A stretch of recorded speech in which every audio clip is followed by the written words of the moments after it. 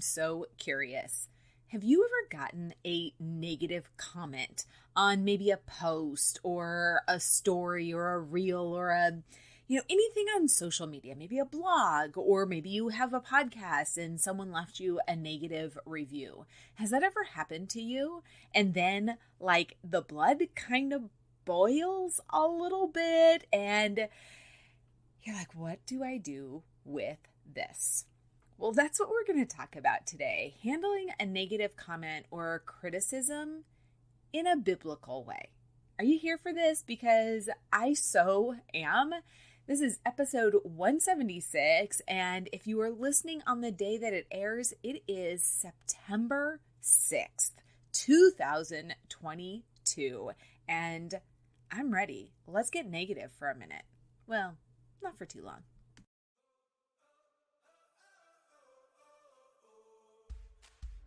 Hey there, my unicorn mama. Do you feel like you're not having success in your network marketing business? Are you struggling to build a team or get customers? Do you think people will run from you if you bring up your company or products one more time? Do you feel awkward, like you're forcing sales? Do you hate cold market messaging, but have no idea what else would work to grow your network marketing business? What if I told you it was possible to build a successful network marketing, social selling business your way? A way that felt comfortable, authentic, and easy. Imagine if new customers and team members came to you and they actually wanted your products and to work with you. It's possible to have success by simplifying your process so you can convert in less time. I'm Michelle. Hey there. And after more than a decade in the network marketing industry, I've finally figured out a system to help me show up as the audacious, unique unicorn God created me to be, to use my time efficiently and effectively while not being tied to social media and having more fun in the process. In this podcast, you'll find ways to grow your network marketing, direct sales, social selling business through strategic goal setting, unlocking a growth mindset, social media strategy, tactical sales and marketing hacks, genuine, authentic connection, and relationships built on trust. You'll hear from expert guests and some fun, spicy conversations with other unicorns just like you. So, go heat up that cup of coffee for the 8th time. I know how it goes, and let's get started.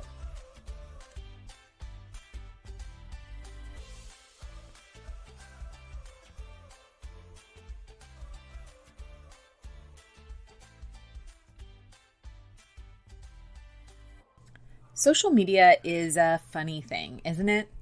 I know for myself that the screen, whether it's my phone or a computer, goodness, it has given me a false sense of courage at different times than I would really care to admit. Have you ever left a comment on something, a post, a podcast, a blog, that you never probably would have said in person because more than likely you don't really know this person so well? Well, I would like to think that those times are few and far between. And honestly, I can't really think of a time too recently that I've done this, but I know that there have been times that I've allowed my flesh to get the best of me. I know that even in real life, I've allowed that happen as well. And so if I've allowed my flesh to take over, like in the real world, how much easier is it behind a screen, right? So crazy. So I'm guessing whether you've regretted leaving something in the past, you can likely recall a time that it's definitely happened to you where maybe someone left a comment or criticism that, well, it frankly hurt, or it was really just unkind and unnecessary, and yet they felt compelled to leave it. So what do? here we are, right? You and I, just the two of us. Imagine we're sitting here at coffee. We put ourselves out there, right? You're posting, we're sharing things, we're getting vulnerable. I mean, maybe we're not sharing like our deepest, darkest all the time, but we do things on social media because we care for our business. We care for those around us, those watching. I like to think of my followers as people that are walking in and out of my store. So if you're walking in and out of my store, like I care about you, right? So I'm putting myself out there. I'm being vulnerable. And sometimes that vulnerability, those posts are met with unkind words, right? Like imagine back to that store, you're working that store and there's just like a disgruntled customer that comes in and maybe you didn't even do anything. Friend, I'm going to be the first to admit I've been that person before because, maybe I'm having a bad day or whatever. And I walk in and it's just like everything is like, ugh. And it's very obvious, right? And so if you're the store owner or the person behind the counter or whatever, like you're just trying to be like, hey, how are you? Whatever. Sometimes you just can't positive a negative person, right? Well, let's bring it back to social media and all of these different avenues that we're in. I know from personal experience, and actually it's the exact reason for this episode today, because in the 16 months that I've been doing this podcast, and really in the 10 plus years I've been on social media, I can think of very few negative comments. When it comes specifically to this podcast, let me just tell you something. I've been doing this for 16 months and I have had 3 negative comments. One has been in the form of an anonymous email, my absolute favorite. I love anonymous anything. And the other 2 have been in negative reviews. And so let's talk about this for just a minute. Let's talk about how do we handle these things, because they're going to happen.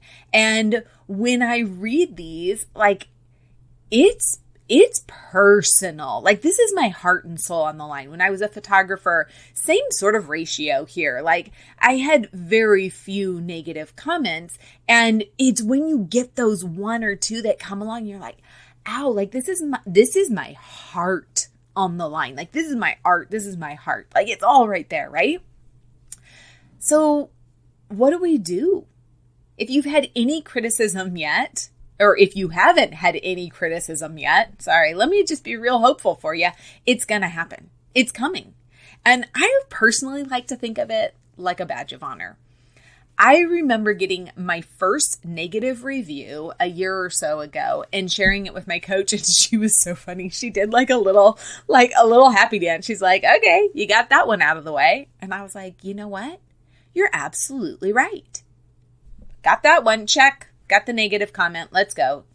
So isn't it funny how the Lord gives us opportunity to put what we say we believe into practice? He's giving me this opportunity right now, and I'm guessing there's at least one other person out there who is being, kind of your feet to the fire, where you're being forced to say, okay, this is what I believe, and now this is how I'm going to handle it. So what do you do when it happens? What do you do when somebody leaves a comment? Well, here's the great part about these screens is it actually gives you that opportunity to take a beat, like to breathe for a second. And so the first thing, I'm going to have you walk through 5 questions. And these are things that I didn't even realize I was walking through as I was reading through this, this latest person's opportunity to tell me what they thought. Number 1, is there any truth to it? I want you to look at the comment, look at the review, look at the whatever it is. Look at it objectively. Is there anything they've said that's true? I mean, friend, you're a business owner, and you, as hard as it might have been to hear that and to read that, like we got to look first and say, okay, but is it true? Just because we don't like what somebody said doesn't mean it isn't true. In fact, here's a little gut check for you. I'd venture to say the more angered and upset you're getting about it, the more chance that there is some shred of truth to it. I'm not saying it's 100% true. And I'm not saying that 100% of the time, if you get upset and frustrated and mad, that what they said is true. I'm just saying use that as an opportunity to check your heart. Think about it. And friend, pray about it. Okay, so Philippians 4:8 tells us that we are to dwell on whatever is true and noble and right and pure and lovely and admirable, right? If any of those things are excellent or praiseworthy, think about those things. Well, that's what I want you to look here. Like, is it pure? Is it lovely? Is it admirable? Is it true? Is it right? Like, run that through that litmus test. And then I want you to ask yourself this, and this probably should have been the first question you asked, but is this someone who knows you? Is this someone you know? Is this someone who loves you? Is this someone that truly wants to help you? So let's be 1,000% clear here. If this is a friend, she loves you, you know who this person is, you love her, you know that her desire is to build you up and really help you to dwell on what is true and honorable and lovely and right and all of those things. If this is truly a friend, then I'm pretty sure she's not going to leave a comment here. So I think we can say that this is somebody that you don't really know. Right? Because if someone is leaving a negative comment or criticism on anything, your posts, your blogs, your podcasts, it's a good chance that they're not a friendly, like they're just, because someone who loves you and cares for you and wants to help you, well, they're going to come to you in a way that shows their love and respect. Because what do we know? 1 Corinthians 13:4 says that love is patient and kind. It doesn't envy or boast. It's not arrogant or rude. It doesn't insist on its own way. It's not irritable or resentful. It doesn't rejoice in wrongdoings, but rejoices with truth. And it goes on and on about a few other things of love. So I think it's really clear that we can say this is not somebody who knows you. So I don't know about you, but for me, like, I can't get too upset if this is not somebody that I already have a relationship with, like this, what is it? Like a symbiotic relationship where we truly have a love and respect for one another. Now, it doesn't negate the facts of what they may have said. What they may have said still may be 100% true. It's just that it lands differently when it's not somebody who truly cares for you. So based on those two things, is this worth getting upset over? If it's not a friend, someone who's poured into your life, someone you respect and admire, then is it really worth your time? And if it's not true, like, is it even worth your frustration? Is it worth the energy that you have expended up to this point on it? Probably not. Number 4, is this a pattern? Have you heard this before? So, is this a common theme? You may not like what's been said, but if you're continually hearing these things, then sis, you need to humbly listen to them. Again, we don't like criticism, especially when it's said in a way that's like, they've got, screen courage, screen courage, they're behind they're a keyboard warrior. I said that phrase to my husband the other day and he was like, what? I'm like, when you get all this confidence behind a keyboard because you're not in front of somebody. So like, if they're like a keyboard warrior, they didn't have the I don't know, guts to just message you privately or, send you some way that was a respectful way of handling this. Even though they may have done it publicly, it doesn't negate what they've said. And if you've determined that there is some truth to that, then you're going to have to listen to it and figure out like, okay, what do we do from here? Which is what we're going to talk about next. But first, if it's not, like if this is a one-off, This is the first time somebody's ever said any of these things? Then friend, keep it in perspective. Think through how many kind, lovely comments you've received. Isn't it crazy? The whole one bad apple spoils the whole lot, the whole bunch. It's true here. You could have hundreds of positive comments, positive feedback up the wazoo. And the one, we tend to focus on that one. But friend, don't give it more time than it deserves. If you've determined that there's some truth to it, okay, fine. But keep it in perspective. Look at all the other positive, even, run it past somebody. If you're not sure, you're like, I don't know, I'm not really sure. I don't think this is true. Maybe it is. Run it across people that you do respect and admire, who are familiar with what you're doing, and ask them, hey, is this true? Is this legit? Is this something that I need to, maybe I've been blind to it. Let me know. Okay, number 5, what can you do from here? So I'm a firm believer that we need to look inward first, always. It's easy, so easy, right? To point the fingers and get mad and maybe even bark back. But what is that really going to do? Probably just prove their point. So we need to start with us. We need to look through that. You've determined what parts of that are true, what is not. Start with yourself. Are there things did they make a point there? Are there things that maybe you need to tweak, fix?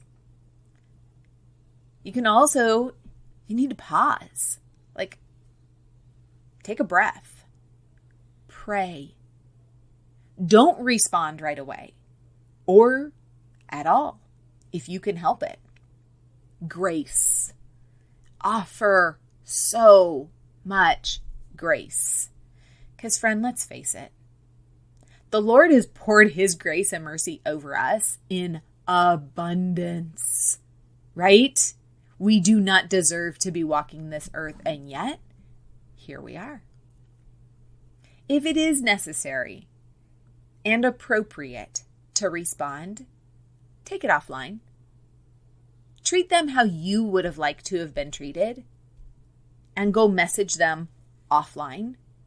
Although I would venture to say that most of these types of things, they just don't require a response. Don't fan the flames, Most of the time you can just end it right there. Be the bigger person. And finally, forgive. Humble yourself and forgive. Keep your eyes on the Lord rather than the comment. If we're here to build this business, to honor the Lord, then we need to be looking towards him, right? This comment, whether there's truth to it or not, you're going to use it and you're going to learn from it. I'm going to leave you with this. Proverbs 29:11. A fool gives full vent to his spirit, but a wise man quietly holds back. I will not speak for you, but I know for myself, I have been the fool far too often. And when I have managed to quietly hold back, I have far less to apologize for. Friend, I don't know what brought you to this episode, and I don't know what you've had to deal with. But I hope that you take encouragement from this and look through this. Ask yourself these things. Is there any truth to it? Is this from somebody who loves you, who really wants the best for you? Is this worth getting upset over? Is this a pattern? Have you heard this before? And finally, what can you do from here? And before anything, take it to the Lord in prayer. Pour over this and just ask for his wisdom. I hope that you're having an amazing day. I hope that you had a fantastic Labor Day. If you're in the United States, it was Labor Day the day before this. And I hope it was nice and relaxing for you. If this episode ministered to you, if it resonated with you in any way, would you do me a huge favor? Take a screenshot, share it in your stories, tag me at It's Me, Michelle Castro. And if you have not done so yet, would you go over to Apple Podcasts and leave me a 5-star nice review? If you've got something that you want to share me that isn't necessarily nice, you know where to find me. You can find me on Instagram, Facebook. I'm all over the place. You can email me, all the things. Go ahead and send those over there. But if you have been blessed by this podcast, whether it's this episode or any other one, I would love for you just to go on over there and leave a review. It would mean so much to me. Have an amazing day, and I'll talk to you later.